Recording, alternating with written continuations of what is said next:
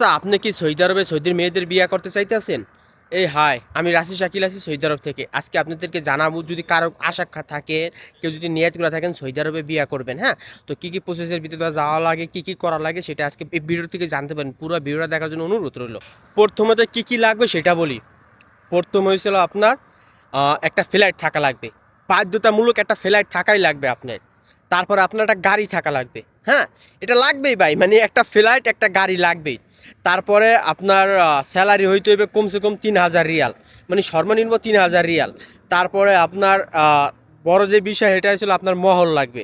মহর হয়েছে হলো যেটা তালাকপ্রাপ্ত, হ্যাঁ, যদি তালাকপ্রাপ্ত কোনো মেয়েকে বিয়ে করতে চান তাহলে মহর হলো আপনার 20 থেকে 25,000 রিয়াল।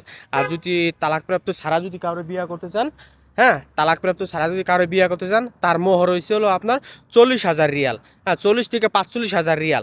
এটা হলো সর্বনিম্ন। আপনি ভাবেন যে আপনি বিয়ে করতে পারবেন কি না। আপনার কাছে কি একটা ফ্লাইট আছে? হ্যাঁ, মানে এটা শিগগির একটা ফ্লাইটের আপনার অবশ্যই অবশ্যই লাগবে। তারপর আপনার কাছে কি একটা গাড়ি আছে? তারপর আপনার স্যালারি কয় টাকা? ভাই, আমরা মনে মনে অনেক স্বপ্ন দেখি সৌদি আরবের মেয়েদের বিয়ে করা। হ্যাঁ, তারপরে ভাই আপনি কয় টাকা ইনকাম করেন? ওই যে 3,000 টাকা স্যালারির কথা বললাম না, ওইটা মনে করেন ওদের মাত্র 15 দিনের হাত খরচা। এদের প্রতি মাসে মাসে যে পরিমাণ জামা কাপড় লাগে, পারবেন ভাই? সম্ভব আপনার দ্বারা? তাহলে হয়তো বা ভাইবা চিন্তা বলতে পারেন, তাহলে আপনি আবার নক দিতে পারেন। হ্যাঁ, যদি আপনার কাছে থাকে এরকম কিছু, তাহলে আপনি আমার নক দেন, আমি অবশ্যই আপনার বিয়ে করে দিতে পারবো ভাই। আমি যে অঞ্চলে থাকি ভাই, এই অঞ্চলে বহুত মেয়ে আছে এখনো অবিবাহিতা। হ্যাঁ, বহুত মেয়ে আছে এখনো, বহুত। কিন্তু এটা আছে সম্ভব আপনার দ্বারায়? হ্যাঁ, এত সম্ভব না ভাই। তারপরে প্রসেসিংয়ের ভিতরে এত সহজ না। দেখেন, আমাদের বাংলাদেশে আমরা চাইলে বিয়ে করতে পারি, এটা সরকার দেখে না। আপনার বাংলাদেশে অন্যান্য রাষ্ট্রের যে কোনো মানুষ আইসা বিয়ে করতে পারে, হ্যাঁ, যে কোনো মেয়ে আইসা, কিন্তু সৌদি আরবে এটা সম্ভব না। কারণ সৌদি আরবে এই বিষয়টা খুব কঠোরভাবে আপনার সরকার দেখে। আপনি চাইলে বিয়ে করতে পারেন, আর যদি গোপনে আপনি বিয়ে করেন তাহলে আপনার কঠিন বিচার হইবে।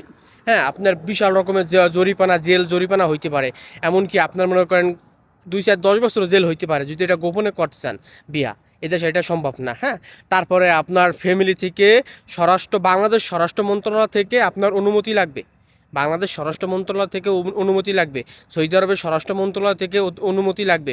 তারপরে আপনার বাই দুনিয়ার যায় ঝামেলা, এটা চাইলেও সম্ভব না। এখন কিছুটা কানুন নিয়ম মানে কিছুটা সহজ করছে, সহজ করার পর এই পরিস্থিতি, মানে সহজ করার পরে এই পরিস্থিতি ভাই।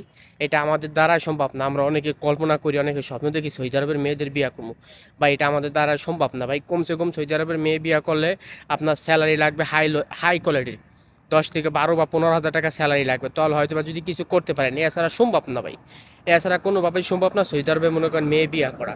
আপনার কি আছে একটা গাড়ি আছে? হ্যাঁ, আপনি কয় টাকা ইনকাম করেন ভাই? এদের যে পরিমাণ হাত খরচা ভাই, এটা সম্ভব না। সৌদিরা চালাইতে পারে না, আর আপনি তো ভাই কোথাকার কি ভাই।